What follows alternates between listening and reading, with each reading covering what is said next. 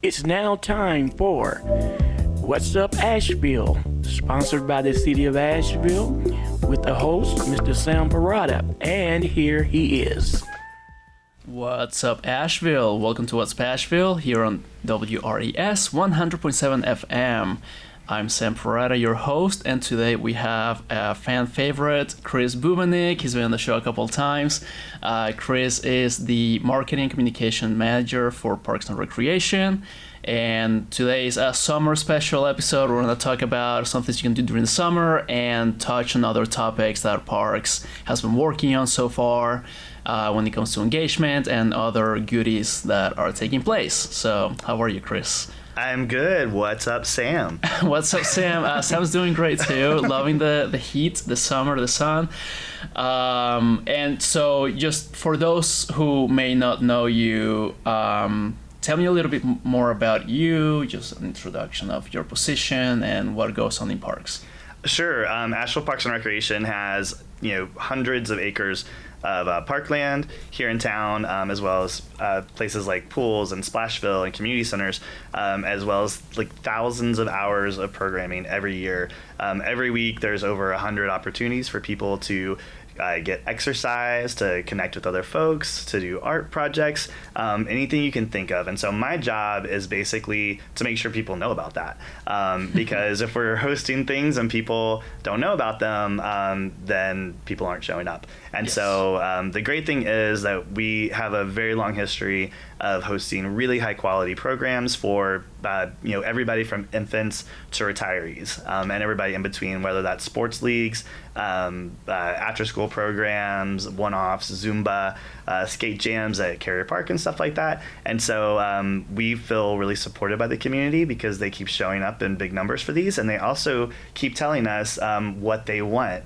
And a natural extension of that is the Recreate Asheville Plan that we have been working on for a really long time. Yes. The planning and the seeds of it kind of started back in 2022, and we hired a consultant in 2023, and then last summer started hosting workshops and surveys, both mailed and online, for people to weigh in and just say, the next 10 years, what do you want to see? Like, what are we missing right now? What have you seen in other cities and other areas? That would be really great here in Asheville. Or like, what is there that you haven't seen in other places, but Asheville can be the place that starts it, and that's the blueprint. And that's both parks and greenways and things like that people kind of use in a little more passive manner, as well as the programs and the specialized facilities like Asheville Skate Park and community centers, swimming pools, that sort of thing. And so I am happy to say it's finally here, where we finally have a draft plan that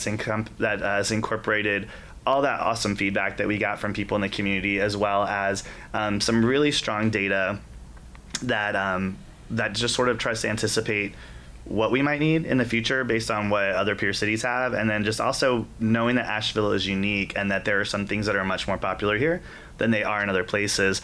And so what I would really encourage all of our loyal listeners out there to do is to head to publicinput.com /Recreate Asheville. You can also just go to ashevillennc.gov and click on engage, and there's the whole engagement hub. But there is a draft from all the feedback that we've gotten over the past year through different ways of receiving that.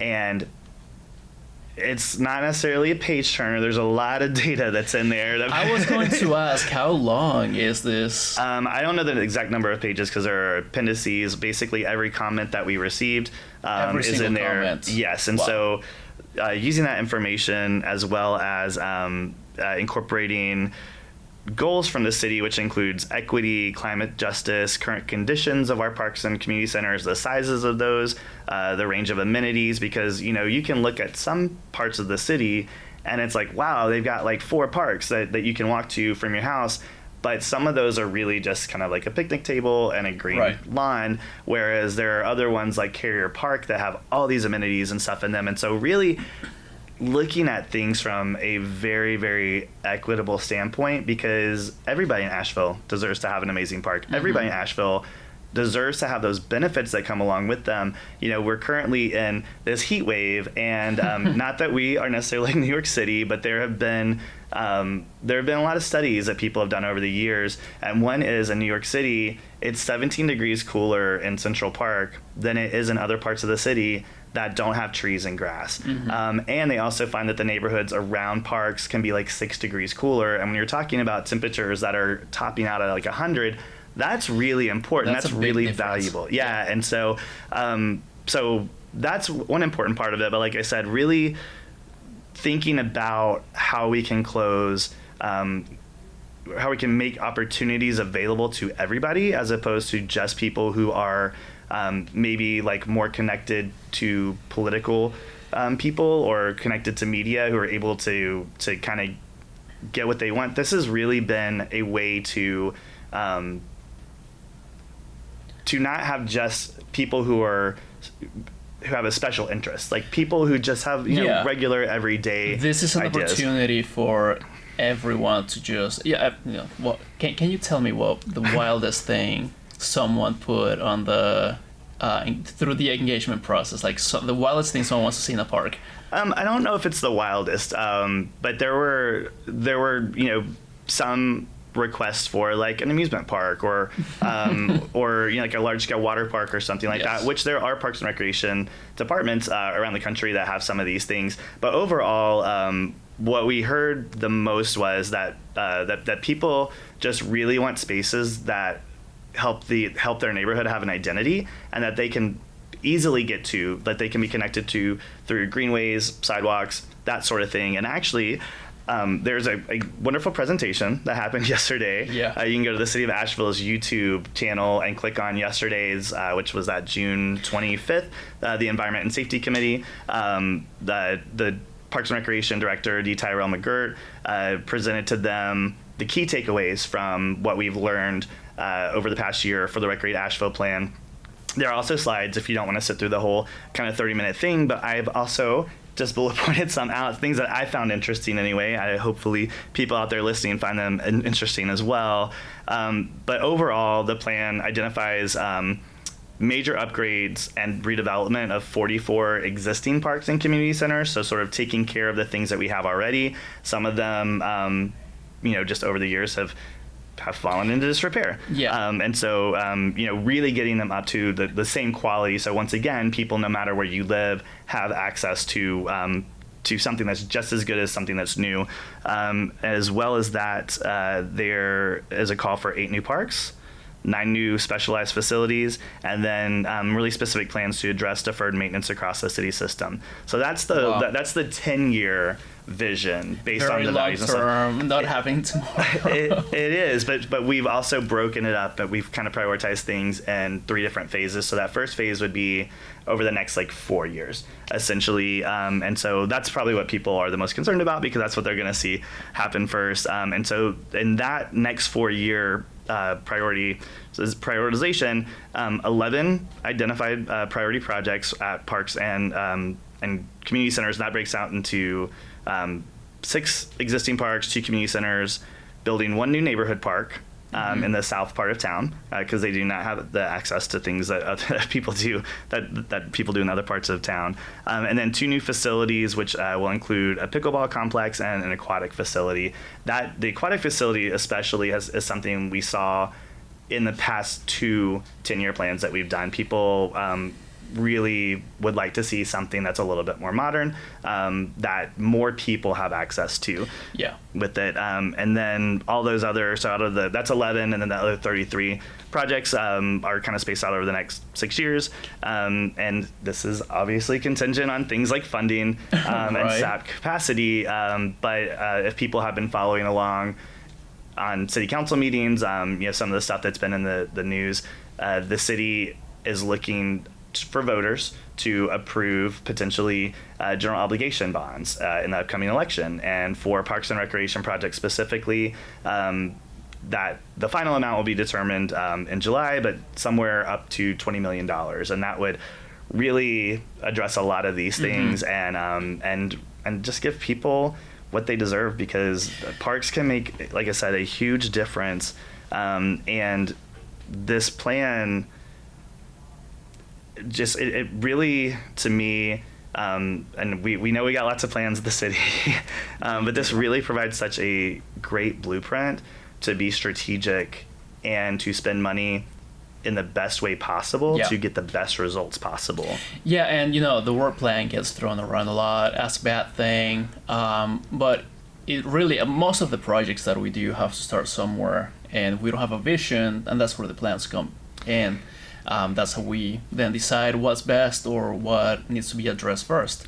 Well, and it also allows us to go for federal funding and state funding and grants and partnerships and sponsorships with people, because we can actually say, look, we've got highly reliable research that's right here. We've incorporated all these different things that you're looking at, and people from the community built this. I mean, it is the feedback from folks who live here, that's really what the foundation of this is. And then you start to look at all this other research that people have done, and you put it together and you say look, this is really, really strong. And so I encourage everybody who's out there listening to head to the website. You can go to ashevillent.gov and click on engagement, or go to publicinput.com/Recreate Asheville.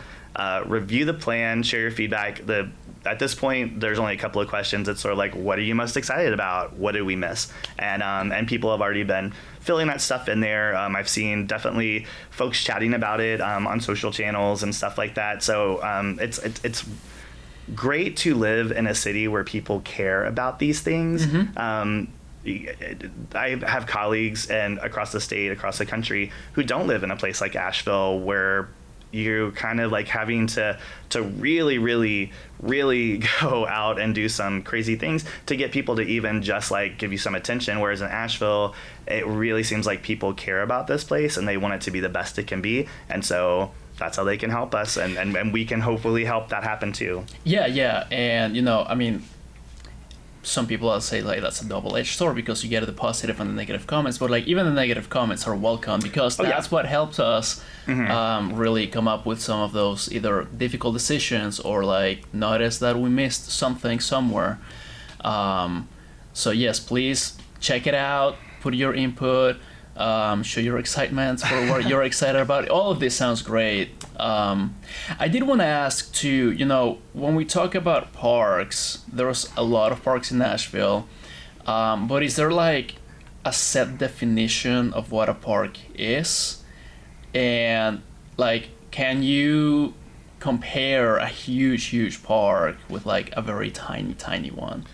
Yeah, one of the things that we had to do at the beginning of the Recreate Asheville Plan process was classify what a park is. Yeah, what's a community center, what's a recreation center, what's a regional park, what's a neighborhood park, a community park, and stuff like that. And so those definitions are in Recreate Asheville. And so again, trying to make those comparisons on a real even playing field, because if your park is really just a picnic table and a trash can, with trees and along a creek or whatever, that's not the same as having a playground and a basketball court and pickleball courts and all these different things, and so yes, that's how we came up with some priority zones where kind of the most needed things are, and then with those existing facilities that need upgrades, that's also based on how old their playground is. If we have space to add another amenity or something like that to make it a better spot. And so I'm very excited about it. I've worked on plans like this in different capacities over the years, and I've never seen one that really just has so much information to back up the findings that are in there. And to also keep in mind that people have emotional connections to these places. A park is not just a building where you go to pay your taxes or something like that. It is the identity of a neighborhood in many ways. It's where people raise their children, where they meet friends, where they meet, where they may have spent their last time with a loved one before they passed away or moved away or something like that. Or grew up playing in that park. Yes. So like the memories and everything else. So Yes, but when I grew up playing in parks, we just only had, slides that would burn your legs off and stuff like that. And so, I think that like parks have definitely come a long way since I've been alive. But yes, I mean, there is, you really absolutely have to keep that in mind when you're making these decisions. That data is really good, it's really strong, but also you cannot discount how much people love the spaces that mean so much to them. Mm-hmm. Yeah, and that's the importance of engagement. Like, yes, write it out, because we have the analysis and like all the numbers and the plans, the money, whatever's gonna go into effect. But like what we can really measure is that level of emotional value, the memories, anything else. Like you have to come and tell us. Yeah, and Stevens Lee Community Center, which was Stevens Lee High School, the alumni from there are celebrating 100 years of the first graduating class. Mm-hmm. That's really powerful. I heard so many awesome stories. I mean, in my position, I get the opportunity to go out and talk to people quite a bit, and a lot more people from Asheville Parks and Recreation got the opportunity to do that with Recreate Asheville and all the workshops we did and all the public events. And so that's led to a really cool thing that I like to talk about called Park Bench Chats. I was just gonna bring that up. You're doing my job for me. It's a perfect little segue. Like everybody who works in our department, we get to have really amazing one-on-one or small group conversations, and that sometimes that's just like friends, who are like, hey, I've got this idea, or what's going on. Or if I'm like out playing pickleball or something like that, there are people who like come up and say like, I heard you work for Parks and Recreation, and you're always like a little bit like, okay, what's coming next? But generally, people just have such creative ideas. And so Dee Tyrell, the director of our department, has decided, like, why not just continue these conversations, keep them going? And so there are opportunities for people in the community to sign up for 20-minute time slots to talk with him about what they'd like to see or ask him questions. And the first one of these Park Bench Chats is going to be on July 30th. Here's my notes. From 11 a.m. to 2 p.m. At the Recreation Park offices, which Recreation Park is out there where there's a swimming pool, JBL soccer fields, the Nature Center, if you're not familiar with that park, because it's got a pretty, generic name. But it's a great park and it's got a great history. There are still a few spots left if you want to sign up to speak with Director McGirt. Just go to asheville.nc.gov, click on news, and then there's an article that says Park Bench Chats. And so you can sign up. And like I said, you can do it as one-on-one with them or a small group. There are going to be future ones that are already scheduled for Burton Street Community Center in October, Tempe Avery Montford Community Center in January, and Linwood Crump Shiloh Community Center in April. You can sign up as far as 45 days out in advance. And this one, like I said, it is, I think there's like 2 or 3, and maybe if they fill up, we'll add more, because he loves to hear from people. Mm-hmm. We know that the work we do is stronger when it's informed by people who live here and can tell us what they are. I think that Asheville attracts really amazing people, and it retains really amazing people if you've grown up here. I moved here as a teenager and have had the absolute pleasure of serving the people here. Mm-hmm. And so I think that most people who live here know that we've got challenges, but those challenges can turn into opportunities, and Asheville can continue to strive to be kind of like the greatest place on the planet. I hope so. Yes, we're almost there. Yeah, we definitely have some work. No, we're almost there. but I've also, as someone who's lived here for a long time, have seen some really great things happen.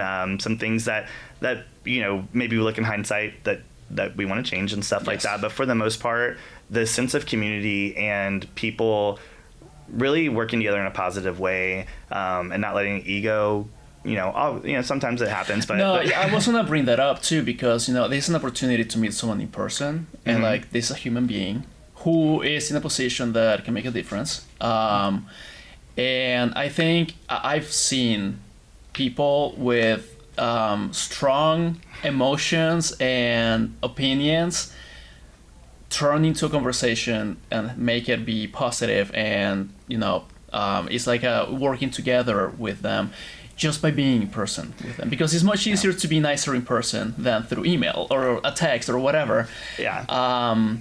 But I did want to ask too, there's a great chance to meet D. Tyrell. What are some expectations out of this meeting? Because like I could just show up and, give a list of things that I want, but realistically they may not.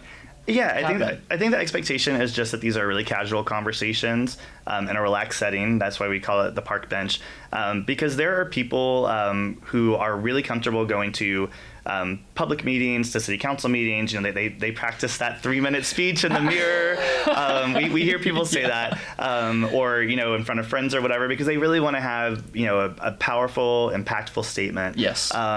But that's not the reality for a lot of people. I personally don't like public speaking that much. I'm glad we're on the radio and not TV. Listen, every time I have to do the opening for this show, I'm like, okay, Sam, it's easy. Remember it. And then I say it, and sometimes it becomes funny or whatever. Like, I'll admit to it. But like practicing those 3 minutes, that's a long time. Oh, it feels like an eternity. It's a long time. And I've definitely been at meetings that have gone a little differently than we thought they were going to go. Yes. Where someone stands on a table and starts chanting and stuff like that. And again, that is something that some people feel really comfortable doing. It's not what a lot of other people feel comfortable doing. So this is a chance to. You have the pressure behind it too. Yeah, so. and this is a really transparent way. We're saying,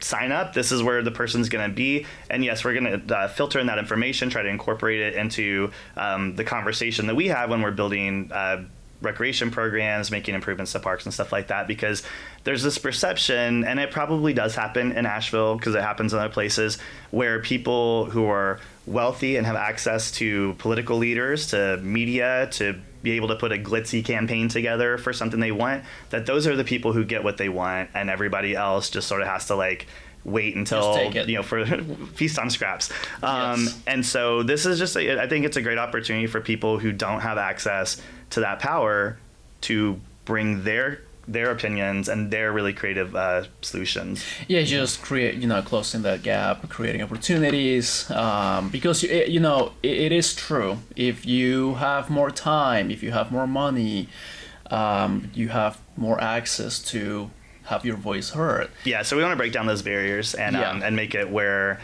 no matter what your socioeconomic status is or anything like that, that you've got access to the decision makers too. Mm-hmm. And it's summertime, so go out and grill, go out and spend some time outdoors, whatever it is that you want to do, and then write stuff down that you want to see or change. Yeah, bring it to D. Tyrell. Yeah, and a lot of projects have happened from that little kernel, being planted there. And some of the projects that I'm kind of excited about that have recently happened or are about to happen. Yesterday we cut the ribbon on a brand new playground over at Murphy Oakley Community Center. That replaces a playground that was almost 30 years old. It's actually the first all abilities playground in town. So people who have mobility issues, cognitive disabilities, it's made for them, and it's really made for caregivers to be there and to experience that with them as well. Carrier Park, the playground just got removed last week. We're working quickly to get the new playground in there. That's the most popular playground in town, often wins Best of WNC when people are voting and stuff like that. And we're about to move on to Weaver Park and Burton Street Community Center. They're getting new playgrounds. Burton Street Community Center is also getting a lot of outdoor enhancements, including the basketball court, some meeting space outside and stuff like that. So, with all of these investments, once all of those are done, including the one that we just finished, half of the playgrounds at our parks will have been replaced since 2019. So wow. We're finally getting to a place where we're on a regular schedule that we can resurface pickleball, tennis, basketball courts, do things with sports fields to really make sure that we don't ever get into that cycle again where we have so much deferred maintenance that it just seems unbearable to try to get things up to the state that they need to be. Mm-hmm. And so all these playgrounds, is that the entire list or are there more? That's for currently. The ones that people are going to see soon. But yes, we're definitely developing a schedule where hopefully every 20 years the playgrounds get replaced, because that's generally about the life of a playground, even with really good maintenance. And our maintenance crews that keep the parks safe and clean, they do such a fantastic job. But just over time, things, fall apart. That new technology instead of metal hot slides. Yes, exactly. And so it is exciting to see what people have been able to do with new technology. And so hopefully people can go out and explore Murphy Oakley Community Center playground, and then Carrier Park in the next few weeks when it's finished. Yes, perfect. And I know we've talked about so much today already. I just wanted to leave off the show with, some programs that are happening during summer. Anything that you think we can talk about? Yeah, a lot of our stuff in summer is summer camps for kids and teens. Rec and Roll goes into different parks on Mondays and Wednesdays to do programs with toddlers. And then, of course, we have a lot of things for seniors.